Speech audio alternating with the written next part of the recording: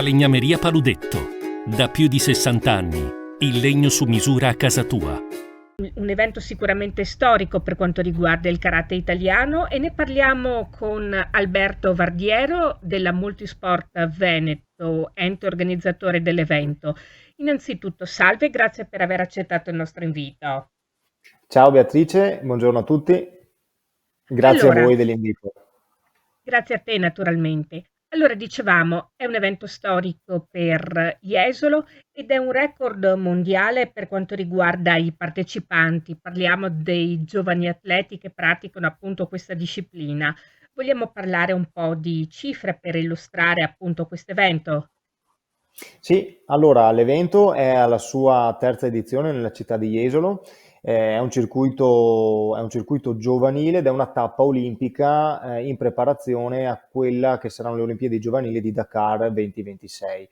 Viene organizzato dalla Multisport in collaborazione con la Federazione Italiana Judo, Lotta, Karate e Arti Marziali, quindi con la FILCAM, l'unica federazione riconosciuta dal CONI, e con la WKF, che è la Federazione Mondiale di Karate, l'unica riconosciuta dal CIO, quindi dal Comitato Olimpico Internazionale. Anche quest'anno abbiamo avuto un record di iscrizioni perché abbiamo 4.200 ragazzi iscritti dai 12 ai 21 anni, quindi tutte le fasce giovanili, 4.200 ragazzi più 1.000 coach e più tutto l'entourage che poi seguirà i giovani ragazzi che ci verranno a trovare a Jesolo, quindi genitori, preparatori atletici, fisioterapisti, quindi si conta di arrivare a superare le 8.000 presenze nell'arco dei 5 giorni di gara.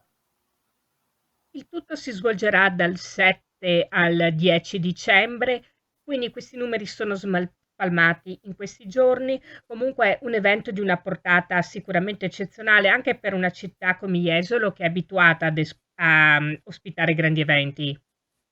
Sì, infatti si colloca proprio nel progetto della comunità della città di Jesolo, che vuole non essere solamente una città turistica estiva, ma vuole essere una città capace di accogliere il turismo, soprattutto il turismo sportivo, anche nel periodo invernale. Quindi noi ci collochiamo all'interno di questo progetto della città di Jesolo che vuole dare continuità a quella che è della grande capacità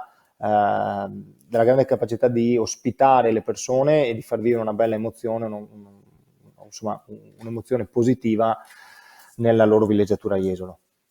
Sappiamo che il movimento del karate, come tutte le discipline sportive del resto, ha subito uno stop nel periodo dell'emergenza sanitaria dovuta al Covid. Dopo che le restrizioni si sono allentate, come sono cambiate le cose nella fattispecie per il karate?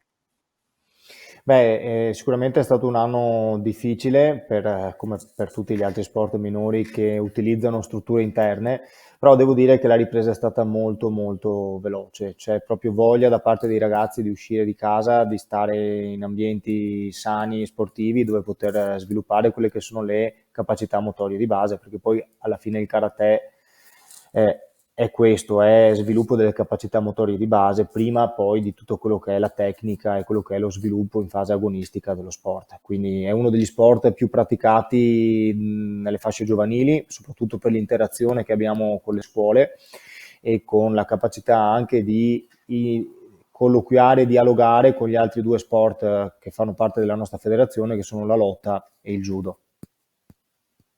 Il karate, che sappiamo si suddivide in kumite e in kata, corretto? Sì, corretto. Ecco, e ci saranno quindi dimostrazioni sia di kumite che di kata, insomma, immaginiamo a Jesolo. Esatto, esatto. Tutti quanti i giorni sarà divisa così. Al mattino ci saranno le competizioni di kata e al pomeriggio quelle di kumite. Nello specifico avremo il giovedì gli under 21, il venerdì gli under 16, quindi scusate, gli under 18, quindi gli junior, il sabato gli under 16, quindi i cadetti, e la domenica gli under 14, quindi i ragazzini. Un Sempre evento, mattino kata e pomeriggio comité. certo, per quanto riguarda la copertura mediatica, soprattutto a livello social, dove si potrà vedere questo evento per chi non potrà recarsi a Jesolo? Beh, abbiamo come ogni anno, noi proietteremo in streaming ogni tatami, quindi ogni tappeto dove viene svolta la competizione, quindi è possibile visualizzarlo nel nostro canale YouTube, basta scrivere Youth League Venice e trovate, oppure entrare all'interno del nostro portale e troverete tutte quante le indicazioni per poter vedere in diretta streaming l'evento, che inizia alle 8:30 del mattino e dura più o meno fino alle 9:30 di sera.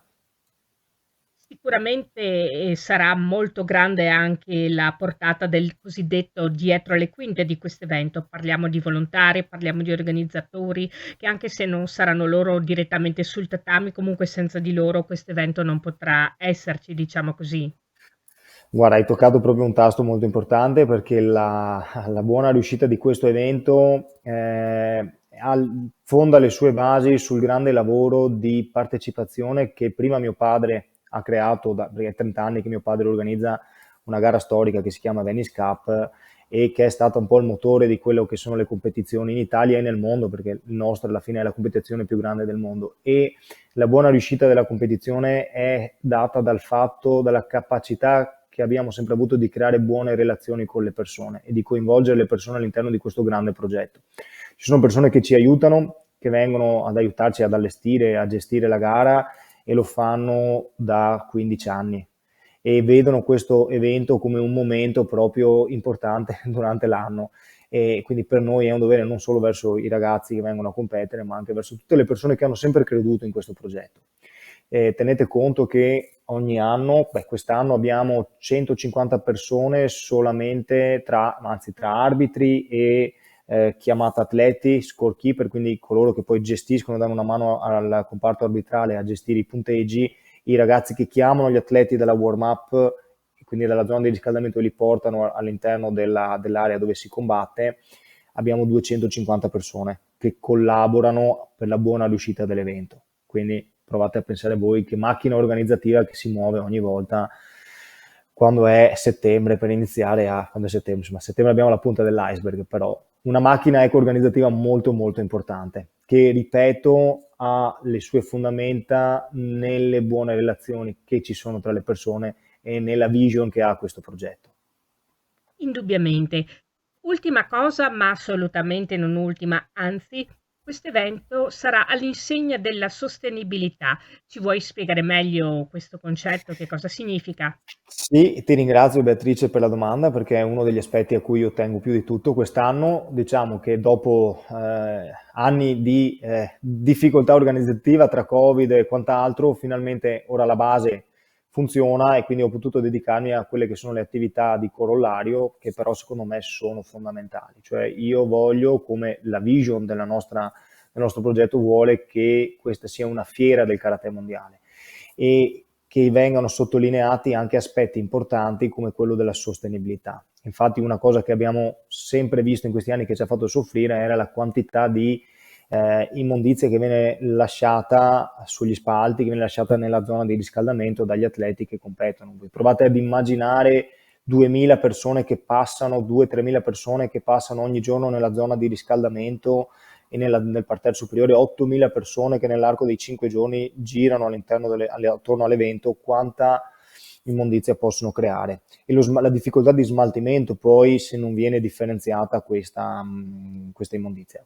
Quindi quest'anno sarà un anno volto alla sostenibilità. Come lo faremo? L'evento vuole essere un evento plastic free, quindi non verranno distribuite bottiglie di plastica, non verranno distribuiti oggetti in plastica nei catering, quindi sarà tutto senza plastica. E abbiamo, su imitazione di una disciplina nata nel nord Europa che si chiama plogging, cioè attività sportiva all'aperto con la raccolta della plastica, abbiamo coniato il termine Plo Karate. E quindi il sabato pomeriggio ci sarà un contest volto ai ragazzi che partecipano alla gara, che li porterà a fare appunto una competizione, tra virgolette, a chi raccoglie più plastica e la porta con il nostro referente plastic free, per sensibilizzare anche i ragazzi a questo aspetto. E tutto nasce dal 2018, in cui eravamo ancora nella città di Caorle. La delegazione giapponese si prese la briga di raccogliere tutta la plastica dalla zona di riscaldamento, tutte le bottiglie, e di differenziarle. Fu un atto volontario che lasciò il segno e sul quale noi vogliamo lavorare, e vuole essere un'attività per sensibilizzare il nostro sport alla raccolta differenziata e al non utilizzo della plastica, perché solamente così possiamo creare degli eventi che sono sostenibili non solamente dal punto di vista organizzativo, ma anche dal punto di vista ambientale. Chiarissimo. E dunque per averci illustrato questo aspetto molto importante, oltre naturalmente alla Youth League Venice 2023, ringraziamo di cuore Alberto Vardiero della Multisport Veneto per essere stato con noi. Grazie infinite a te Beatrice, grazie a tutti quanti e ci vediamo a Jesolo dal 7 al 11 di dicembre. Un saluto a tutti.